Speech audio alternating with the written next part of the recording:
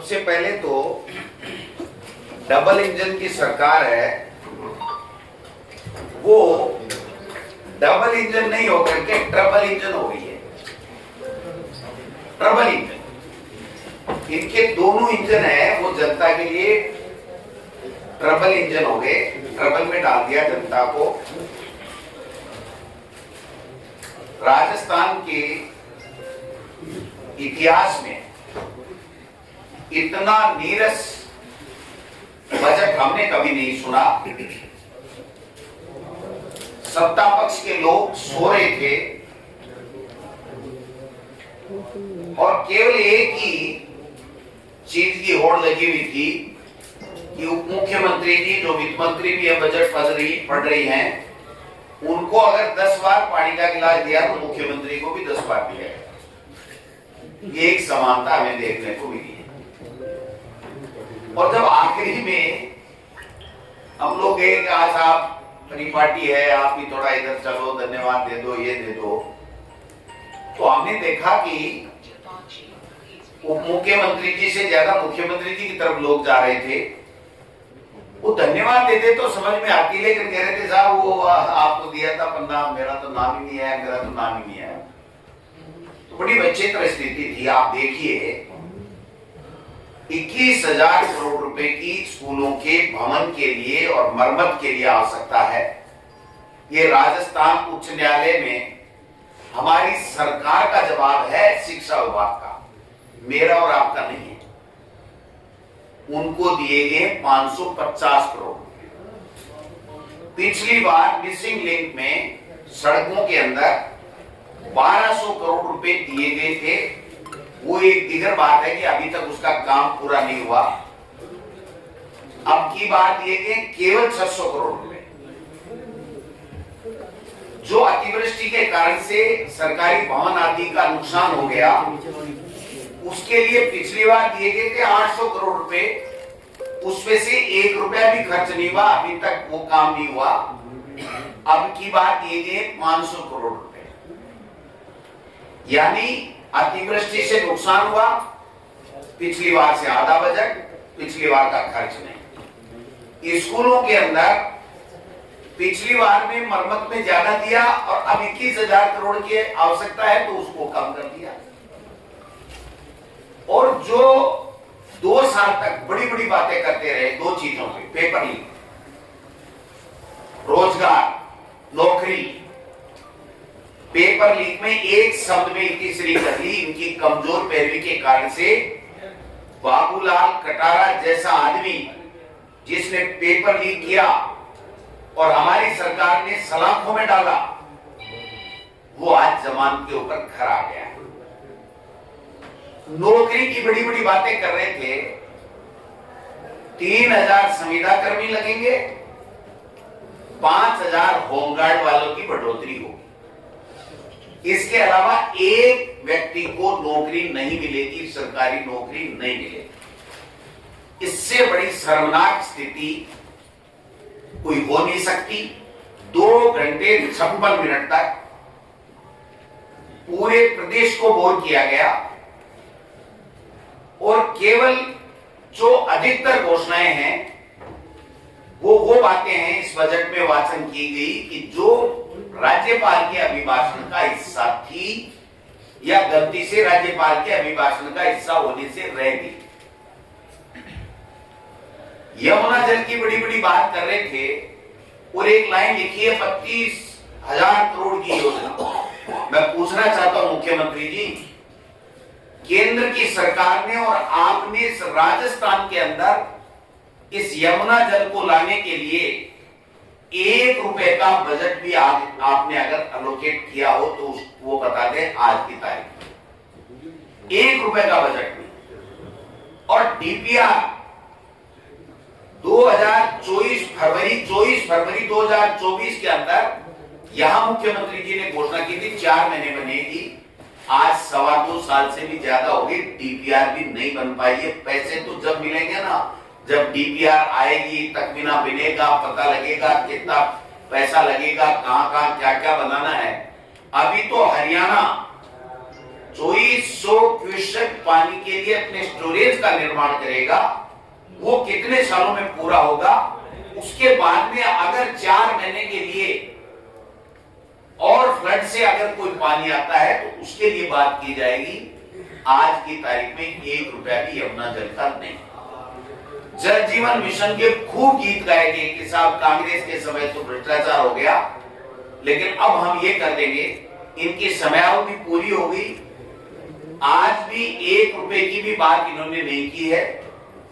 जल जीवन मिशन में भी इनका कोई विजन इस बजट के द्वारा कोई बजट के साथ में नहीं आया है।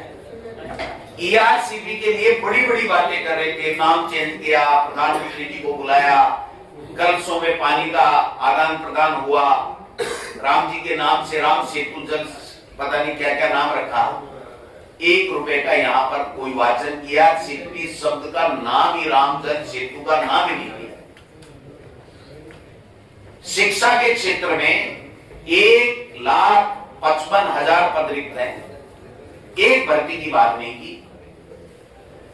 स्वास्थ्य के बारे में आरजीएचएस का पट्टा बैठा दिया, गरीब को कोई इलाज नहीं मिल रहा है, उसके लिए कोई इंफ्रास्ट्रक्चर कैसे होगा, कैसे राइट टू हेल्थ जो कांग्रेस की सरकार लेकर के आई थी, आज तक उसके नियम भी नहीं बनाए।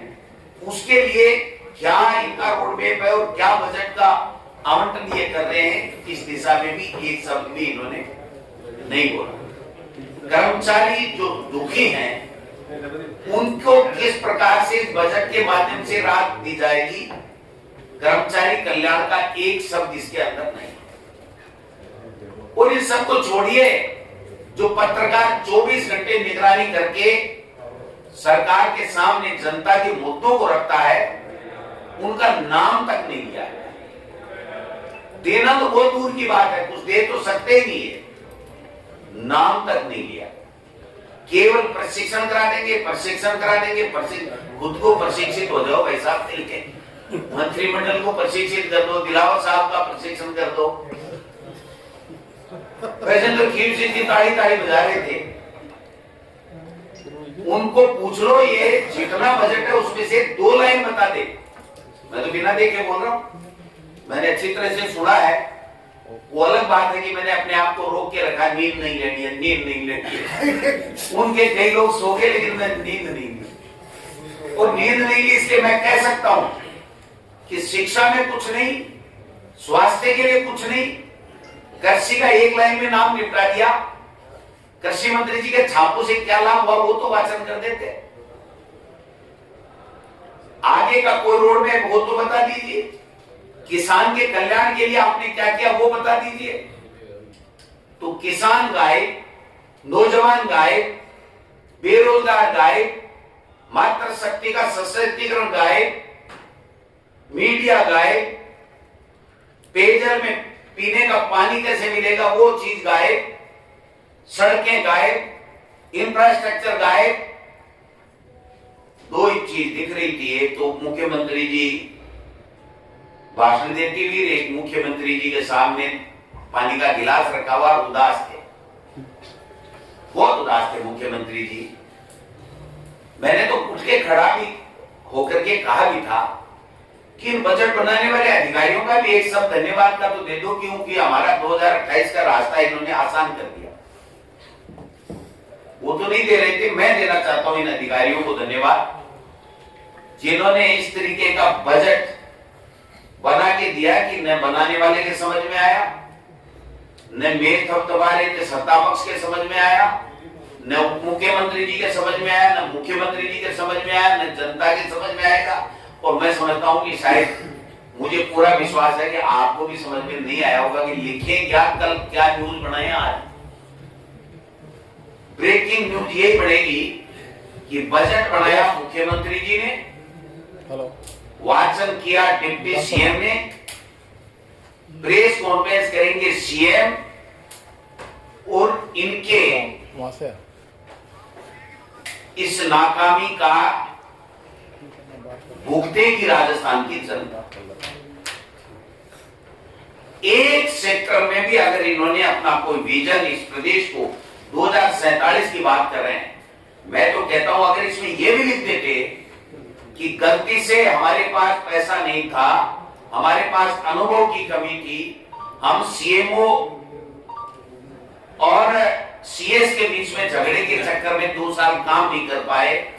अब हम पिछले दोनों बजट में जो 70% से ज्यादा जो बजट घोषणाएं रहेगी उनको पूरा कर देंगे, तो ही हम तो उनको धन्यवाद दे देते कि चलो कम से कम देर आए दुरुस्त आए। अब तो कम से कम पिछले 2 साल की बजट घोषणाएं तो पूरी होंगी। उनको सबको पता चल रहा था कि निपट गए भाई साहब, लेकिन फिर भी मजबूरी में तालियां बजानी पड़ रही थी। मैं समझता हूं कि इसमें हर वर्ग गायब है। राजस्थान का कल्याण 2026 में क्या करने जा रही है सरकार, इसका कोई विजन नहीं है। इनको तो नरेंद्र मोदी जी का नाम लिखना जरूरी था, लिख दिया। 2047 लिखना जरूरी था, लिख दिया। इसके अलावा आप बता दीजिए, एक स्कूल खोला गया, कोई घोषणा हुई? एक कॉलेज खोलने की घोषणा हुई? यूनिवर्सिटियां पूरी की पूरी खाली पड़ी हैं, उनमें नियुक्ति की कोई एक घोषणा हुई? कृषि वालों की घोषणा की है, मैं लिख के दे रहा हूं, इस 12 महीने में वो नियुक्तियां भी नहीं कर पाए। न कोई रिसर्च का प्रावधान। केंद्र की सरकार इनकी होके भी राजस्थान के लोग आज त्राहिमाम कर रहे हैं। जन सुनवाई है नहीं, कह रहे हैं हम ऑनलाइन कर देंगे। पहले ही ऑनलाइन है, बीजेपी कार्यालय में तो वो पर्ची जाती है, टोकन जाता है कि अपना आदमी है, कार्यकर्ता है, पदाधिकारी है, मंडल अध्यक्ष है या ब्लॉक अध्यक्ष है, तब अंदर जाने दिया जाता है। बाकी तो कोई किसी का प्रवेश ही नहीं है। और मैंने तो वहां भी कहा था, मैं आज भी मीडिया के माध्यम से निवेदन करूंगा मुख्यमंत्री जी, इस बजट का प्रेस कॉन्फ्रेंस हर जिलों में 1-2 दिन में जरूर करवा दीजिए, जिससे जनता को समझ में आ जाए कि इस बजट में उनको क्या मिलने वाला है। बिना कपड़े फाड़े आ जाए ना जनता से मंत्री, तो मुझे बता दें। हालांकि ये आपसे भी रिक्वेस्ट करूंगा कि आप बता दीजिए कि मुख्यमंत्री जी आप बता दीजिए कि इसमें नया क्या दिया आपने, जो इस प्रदेश को डबल इंजन की सरकार और आप इतनी बड़ी बड़ी बातें कर रहे हो। 2 साल खराब कर दिया हमारे सीएमओ और सीएस के झगड़े में, 2 साल, और अब कर दिए इस बजट में। तो 3 तो गए हमारे भाई साहब, आखिरी का 1 साल बचा है, बाकी तो 1 स्टेट 1 इलेक्शन, कहां गया वो 1 स्टेट 1 इलेक्शन का नाम ही नहीं लिया। अब राष्ट्र की बात करने लगे। इनके बस में ही नहीं है कोई चीज, न ये चुनाव ठीक करा सकते, न समय पे करा सकते, न किसी का भला कर सकते, न इस राजस्थान का प्रदेश का विकास कर सकते। इससे बड़ा नीरस और राजस्थान को गर्त में डुबोने वाला बजट कोई हो नहीं सकता है। मैं समझता हूं कि शायद मुख्यमंत्री जी इसका रिप्लाई देंगे, तो कुछ छोटी छोटी घोषणाएं जो फुलझड़ियां होती है ना, बच्चे छोड़ते हैं, वो उन्होंने रख रखी होगी, लेकिन फिर भी मेन बजट जो होता है वो ही इस राजस्थान का, किसी भी प्रदेश के विकास का एक डॉक्यूमेंट होता है, और उसी से बजट की प्राप्ति होती है। जो मंत्री अपने डिपार्टमेंट की डिमांड के ऊपर रिप्लाई नहीं देता है, वो भी देता है छोटी छोटी बातें, उसको रिप्लाई क्यों दें, वो बातें भी इस बजट में वाचन की थी। जैसे साधु संत प्रवचन देते हैं ना, वैसे मैडम प्रवचन देके चलेगी, देना लेना कुछ। ये मैं कहना चाहता हूं।